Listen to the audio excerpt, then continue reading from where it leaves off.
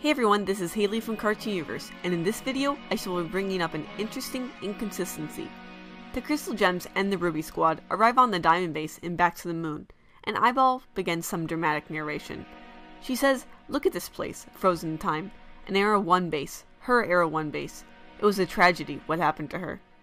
And the way this statement was followed up with Navy saying, "Who is that anyway?" The answer being Pink Diamond, we're led to fill in the blanks and assume this was Pink Diamond's base.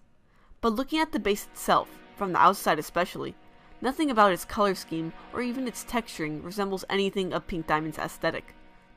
This leads to an interesting question of who built the Diamond Base on the moon, why it was chosen for that location, and what purpose it served, all of which we'll be covering in this video.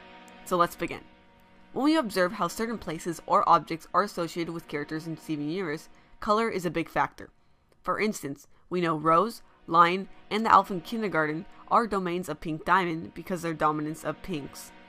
The Kindergarten Control Room, the Handship, and even Peridot are all bright green, which would relate to Yellow Diamond and hint at a collaboration with Blue Diamond. There is a scene in It Could Have Been Great in which the camera zooms out and gives us an outsider's view of the moon base. The base is predominantly in colors of whites, almost matching the colors of the moon's surface. And this would hint at the only other diamond we have yet to see in the show, White Diamond. What's even more intriguing is that White Diamond is never mentioned by name in Steven Universe. We know of her existence primarily because of the mural in the moon base and her presence in both reincarnations of the Great Diamond Authority logos. In them, there is a white shape who takes its position at the top of the logos. This would harken back to White Diamond's gem placement, which is on her forehead. But something else worth noting is the aesthetic that each of the diamonds have in the mural, which emphasizes the possibility that the moon base was white diamonds. When we look at the diamonds side by side in the mural, each diamond is shown with the number of colonies and satellites under them. There is actually more information than that. For instance, looking at Pink Diamond, the other apparent objects in her mural is the cluster of quartz stones at her feet, which are very similar to the ones we see in Lion's pocket dimension. One other thing is that the quartz clusters are coming from the ground, growing upwards. Earth was Pink Diamond's first colony. There might have been a reason for the military leader of Homeworld to hold a planet of her own at first. Eyeball says that Earth's soil is very conducive to growing quartzes. That means planets could be assigned by the kind of gems that could grow on them. Additionally, it could be that previously there wasn't much of a need to expand Homeworld's military.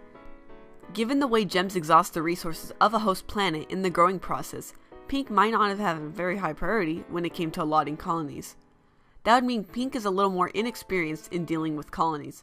She's growing upwards because she's still gaining experience and skills in terms of managing planets. On the other hand, White Diamond's additional details are emanating outwards and downwards from her figure.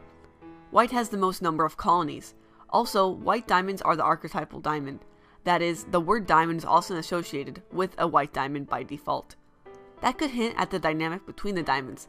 Even though they were the four rulers of the Gem Empire, when it came to questions and concerns, white may have been their first option. We can find the same sort of parallels in the other diamonds. For instance, Yellow Diamond's upper torso appears to be rising from the clouds, like a sun poking through. The sun imagery is also seen in the Yellow Diamond of the Sirius Steven mural. In her hands are not only planets, but also two stars with their own satellites. Yellow is known as the rational diamond. That's how Peridot describes what made her special. She would always be objective and practical. She always listened to reason, and she seemed to espouse that as a leader. That she was likely charged of research and technology could be akin to enlightening or shining a light on things that were previously unknown. Her complement could have been Blue Diamond, which is why they have the same number of planet colonies. Blue's territory is the lunar sea spire, which is where Bismuth says is for thinkers to think in. And that would have given the impression that it housed philosophers and other practitioners of the discipline we've come to label as the humanities. They would complement and balance the sheer rationality that Yellow's faction cultivated. If a new technology were developed, should it be used and why? These are the questions that might have been asked. This is also possibly why Blue Diamond was sent on the diplomatic mission in The Answer, even though the rebels were from Pink Diamond's colony, and why Rebecca Sugar associates blue gems with diplomats. So it reinforces why the diamonds occupy certain positions on the mural. Given this understanding of the diamonds' relationships, it seems odd that Pink Diamond's base would be far away from her own planet, a place where the warps could not reach. From the imagery in the mural, it seemed unlike her to rule from a point of distance and height. Rather, we're given the indicators that Pink tried very hard to rule close to her constituents, which is why gems like jasper feel a personal closeness to her. It contrasts sharply with the awe that Peridot felt for Yellow Diamond. The latter feels a lot like someone talking about a celebrity. The former sounded like how Jasper knew her diamond personally. If we combine that knowledge with the color scheme and the patterns on the base, even the inside of the base is white rather than pink. The base looks more like something of White Diamond's. It would then be a question of why White Diamond's territory was so close to Earth. One more thing to note from the Diamond's mural is how White Diamond holds a planet in her hands. All the diamonds are doing the same, but this planet is heavily featured because of its massive size relative to other representations of planets. This planet is likely Homeworld itself. I wouldn't assert that White Diamond held agency over all the other diamonds, and that was why Homeworld was designated as hers. Rather, it's possible that as the Empire was expanding and more colonies were being assimilated, Homeworld had to be entrusted to one diamond to be treated as any other colony, albeit a special one. After all, after the society was already established, there would be little need for the roles of the other 3 diamonds. That leads us to the question of what White Diamond's role was, and there is another gem structure on Earth that might hold the answer: the communication hub. Its aesthetic is also white, with clean-cut triangles, like the moon base. Extending this aesthetic further, we can also draw up the warp pads, which cut across different associated areas of the diamonds. The moon base control room looks like that of Yellow Diamond's control room workspace. The top is an observatory and shows the outside. There's a large chair and a communicator. From this, we can infer that White Diamond oversaw communication on Homeworld. And it makes sense. All the other diamonds served very different purposes, and they would have quickly fallen into chaos without a mediator among them. Also, with so many colonies under different leaders, it would hardly be called a cohesive gem empire. It's because of this that White Diamond's role was crucial, but also subtle. If everything was working fine, no one would notice White's absence, but if things were going wrong and falling through, White's absence would be missed. Because of this, we can assume that White Diamond had these bases built for all the colonies. It would not only be a sign of uniformity and unity, but also serve as a place where the diamonds would remember to communicate with one another. And White's attention to communication would come precisely from being the diamond nominally in charge of Homeworld. She would have the clearest perspective of everything that was going around amid the expansion of their empire. In her gaze and care would be the planet that started it all, a reminder of what they were doing all this for. It's worth asking what happened to a gem whose influence tied all the colonies together and back to Homeworld. It's also worth asking why we haven't seen or heard about White Diamond from any of the characters at all yet, but we've just about seen and heard from all the others. The answers to both of these questions may be one and the same. White Diamond has corrupted. There are 2 main pillars to the foundation of this theory. The first is that corrupted gems are never referred to by their real gem names. Even Centipedal is only called that. Gems can tell what another gem is just by looking at them, though especially if they've encountered them before. So there's something about gems corrupting that makes them perceived as not the individuals they used to be anymore. And that would explain why White Diamond is never mentioned by name, even though her loss hurts her comrades. It is in the same way Garnet makes it clear that many of the gems in their search recovery bubble missions were former crystal gems. She was always keeping track, but she didn't see them as the individuals they used to be. The second is the idea that even in the absence of White Diamond the individual, White Diamond the larger-than-life figurehead can still go on. And it could have been great. Peridot cycles through all the gem buildings that have already been built on Earth, and she says explicitly that the moon base was used for diamonds to plan their colonies.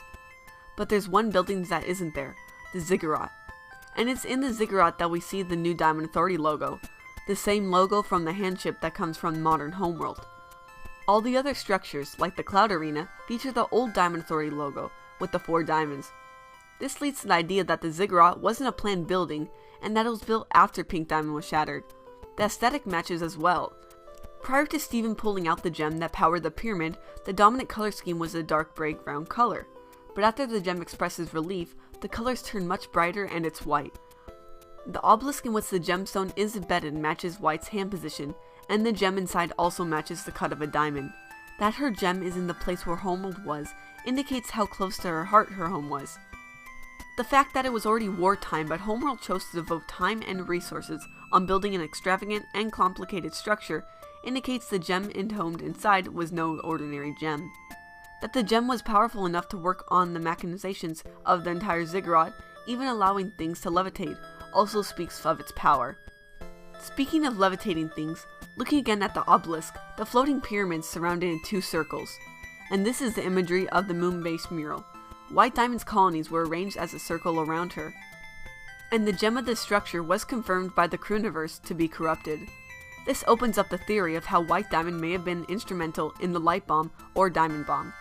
Looking at the diamond light bomb, the light we see in the same old world is ringed with yellow, blue, and white.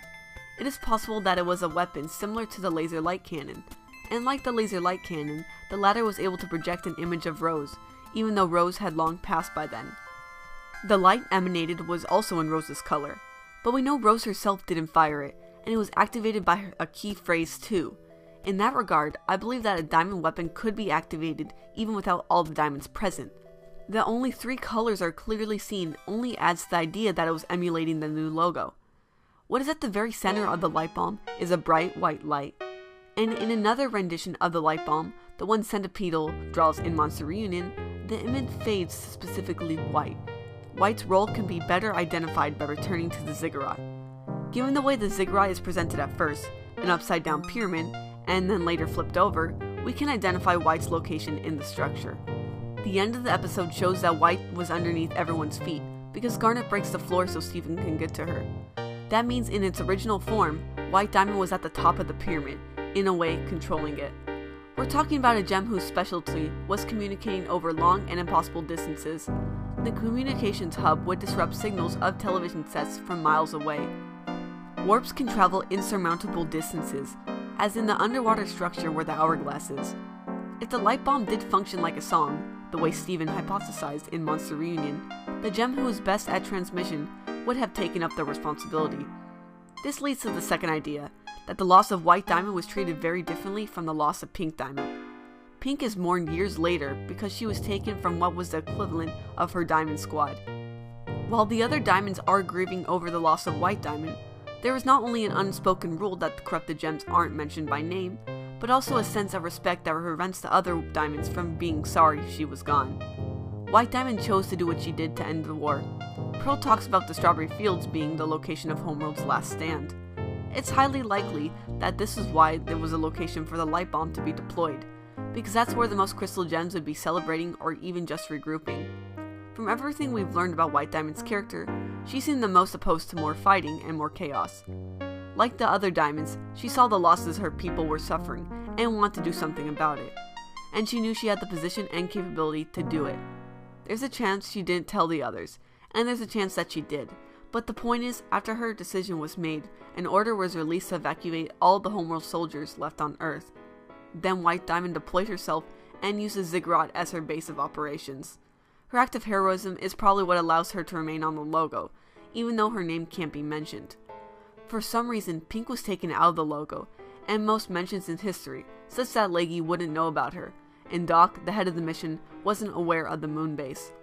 Though it's a topic for another video, it does emphasize the subtle influence White Diamond has had in the series so far. It also implies what the problem at Homeworld's top tier currently is right now. There is a sore lack of communication going on, and the lack of information going down to the common gems is showing. There's a clear absence of a mediator, where one used to be, and that could have been White Diamond. So that was quite the lengthy theory. For those that made it this far, tell me what you thought about this one. The writer for this amazing theory video was Poet of the Piano. As always, check out their Tumblr page, which I will link to in the description. We also have some new Patreon supporters this time. They are Koyuki Kuroi, Ali, Brietta Jiskill, and Ren Bael. To get a shoutout like this or one of our other rewards, check out our Patreon page and become a patron of our channel. Thanks for watching!